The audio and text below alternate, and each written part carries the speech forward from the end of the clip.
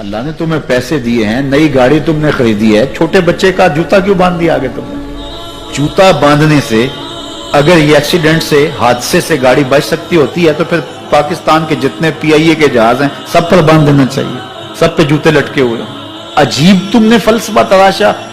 کسی نے جو ہے وہ کالی رنگ کی پٹی باندھ دی نیچے جس سے اس کو نظر نہیں لگے گی. گھوڑے کے پاؤں کے نیچے جو کھری لگی ہوئی ہوتی ہے, کچھ لوگوں نے اپنے گھروں میں وہ باندھی ہوئی ہوتی ہے کہ اس سے ہمارے گھر کے اندر کوئی مصیبت نہیں آئے گی, کوئی تکلیف نہیں آئے گی. کسی نے ہنڈیا اپنے گھر کے اوپر الٹی رکھی ہوئی ہوتی ہے, یہ ہنڈیا بچا لے گی. اور میاں ہنڈیا کیا بچائے گی تجھے؟ اللہ کے قہر سے کچھ نہیں بچا سکتا. جب تمہارے اوپر کوئی مصیبت نازل ہونی ہے تو کچھ نہیں بچا سکتا. اگر بچنا چاہتے ہو تو پھر اللہ سے استغفار کرو, اللہ تعالیٰ کی تسبیح کرو, اللہ کی تحلیل کرو, میرے حضور پہ درود پڑھو, پھر دیکھنا کہ مصیبتیں ٹلتی ہیں یا نہیں ٹلتی. تو یہ خام خواہ کے رکیے اور یہ عامل لوگ جو ہیں ان کا تو کام ہی یہی ہے. ان کا کام چلتا ہے لوگ ذوف الاعتقادی میں مبتلا رہے ہیں اور یہ کہہ دیتے ہیں کہ آپ کے خاندان میں ایک منحوس عورت ہے, یہ اس کا کیا ہوا ہے, تو کوئی نہ کوئی منحوس تو پہلے ہی انہوں نے طے کر رکھی ہوتی ہے, فوراً ذہن وہاں جا کلک ہو جاتا ہے. اس کا نون سے نام شروع ہوتا ہے, اس کا کاف سے نام شروع ہوتا ہے, اس کا جیم سے نام شروع ہوتا ہے, تو پورے خاندان میں کسی کا نام کاف, نون یا جیم سے تو شروع ہوتا ہی ہوگا, یا دوستوں میں, تو فوراً ذہن جو ہے ادھر منتقل ہو گیا. اب یہ بابا جی نے بتا دیا ہے, ہاں ہاں ہاں اس نے یہ بات کی تھی, کچھ باتیں یاد آنے لگی. اس کاف سے شروع ہونے والے نام کے ساتھ نفرت پیدا ہو گئی. اس بابے نے نفرت کا کاروبار کیا. اس نے تو 100 روپے 200 روپے لے لیے, لیکن دو انسانوں کے اندر نفرت ڈال دی. اس کا گریبان کل قیامت کے دن پکڑا جائے گا. ان ملنگوں کے پاس, ان ذوف الاعتقادی کو پھیلانے والوں کے پاس کبھی نہ جاؤ. تمہیں مصیبت پڑی ہے, تمہیں لگ رہا ہے کہ شاید میرے اوپر جادو ہے, تو پڑھو نا سورہ بقرہ, جادو جڑ سے اکھڑ جائے گا. 40 دن اپنے گھر میں سورہ بقرہ پڑھو, برکت ہوگی. کہتے ہیں مولوی صاحب 40 دن تو نہیں پڑھی جا سکتی, 2.5 پارے, ہمیں کوئی تعویذ ہی کرتے ہیں. ہم شارٹ کٹ چاہتے ہیں نا, روزانہ صبح 2.5 پارے سورہ بقرہ پڑھے, یہ تو ہم سے نہیں پڑھی جائے گی. تو آپ کوئی تعویذ ہی لکھ دیں.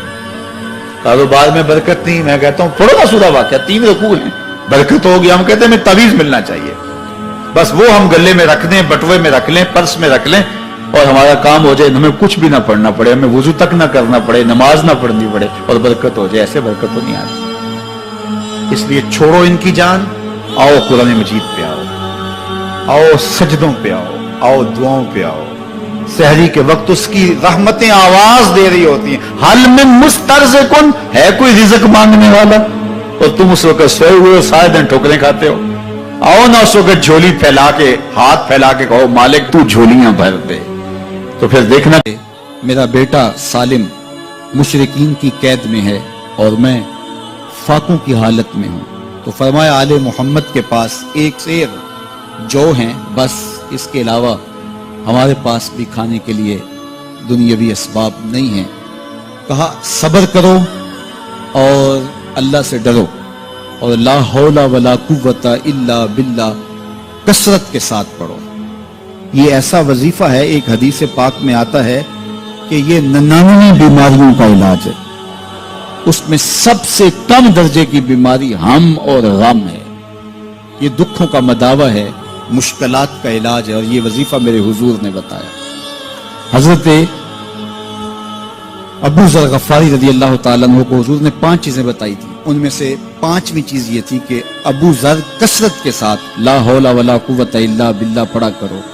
فرمایا عرش الہی کے نیچے ایک خاص خزانہ ہے, یہ وظیفہ وہاں سے آیا ہے. یہ زندگی میں معمول بنا لو, جب پھنس جاؤ, مشکلات میں آ جاؤ, تو لا حول ولا قوت الا باللہ پڑھو, اللہ راستے کھولے گا. تو حضور نے 3 چیزیں فرمائی, اللہ سے ڈرو, صبر کرو, اور کثرت کے ساتھ لا حول ولا قوت الا باللہ پڑھو.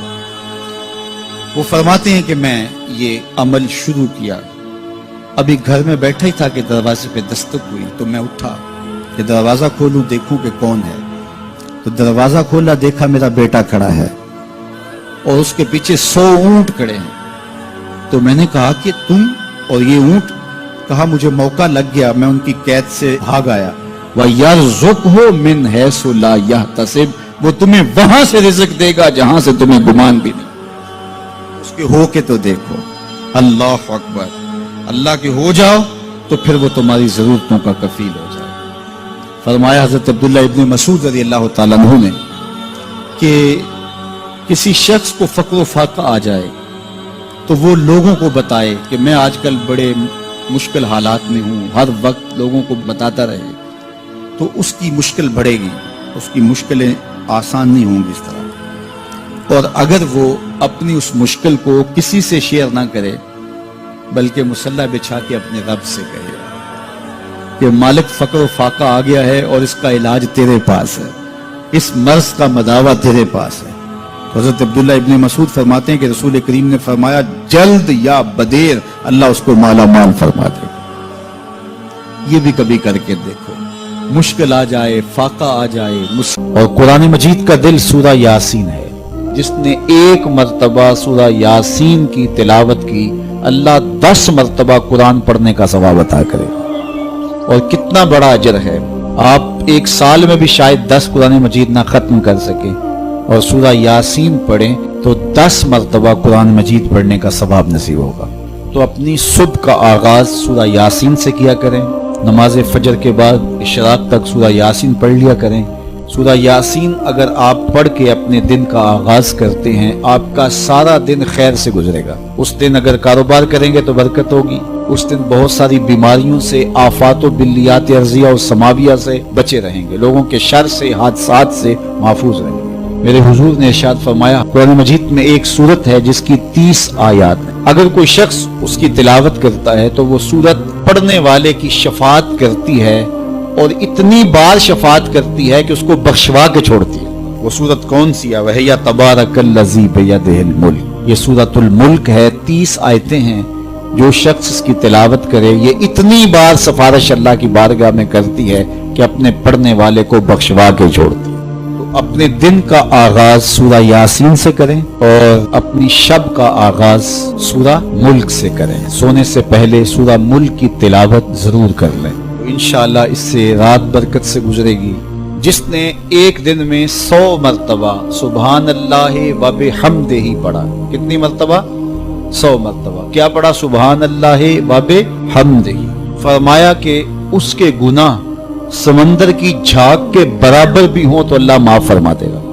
تو یہ اپنے وظائف میں شامل کر لیجئے، سبحان اللہ و بحمدہ۔ اور حدیث بخاری ہے کہ 2 کلمے ایسے ہیں جو اللہ کو محبوب ہیں اور زبان پر مشکل نہیں، زبان پر بڑے آسان ہیں، اور جب میزان پہ رکھے جائیں گے تو پلڑے کو جھکا دیں گے، بڑے بھاری ہیں میزان پہ۔ وہ 2 کلمے یہی ہیں، سبحان اللہ و بحمدہ، سبحان اللہ العظیم۔ تو اگر اس کو 100 مرتبہ روزانہ پڑھے تو سمندر کی جھاگ کے برابر بھی گناہ ہو تو اللہ معاف فرما دیتا ہے۔ اللہ فرماتا ہے ما یفعل اللہ بعذابکم، وہ تمہیں عذاب دے کے کیا کرے گا؟ ذرا لہجہ دیکھیے، ذرا انداز، ما یفعل اللہ بعذابکم، وہ تمہیں عذاب دے کے کیا کرے گا؟ تم اس کی مخلوق ہو، اپنے دستے قدرت سے اس نے تمہیں بنایا ہے، تو وہ تمہیں عذاب دے کے کیا کرے گا؟ اس کی ضرورت نہیں ہے کہ تمہیں عذاب دے، نہ اس کی چاہت ہے کہ تمہیں عذاب دے، کوئی خود چھلانگے لگائے تو اس کی مرضی۔ فرمایا کہ ما یفعل اللہ بعذابکم، وہ تمہیں عذاب دے کے کیا کرے گا؟ ان شکرتم وآمنتم، اگر تم شکر ادا کرو اور ایمان لاؤ تو وہ تو قدردان ہے جو کوئی اس کا شکر کرتا ہے اور جو اس پر ایمان لاتا ہے۔ تو اللہ اس کے لیے عذاب نہیں رکھا، اس کے لیے رحمتیں رکھی ہوئی ہیں۔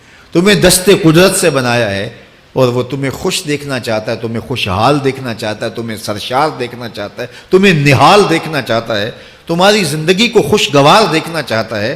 تم نے اپنے آپ کو خود اپنے اعمال کی وجہ سے مصیبتوں میں ڈالا ہے، تو کہا شکر کرنے کی عادت ڈال لو، دیکھنا پھر اللہ تعالیٰ جل شانہ کی رحمتیں تمہارے اوپر کس طرح اترتی ہیں، اس کی نوازشیں تمہارے اوپر کیسے برستی ہیں۔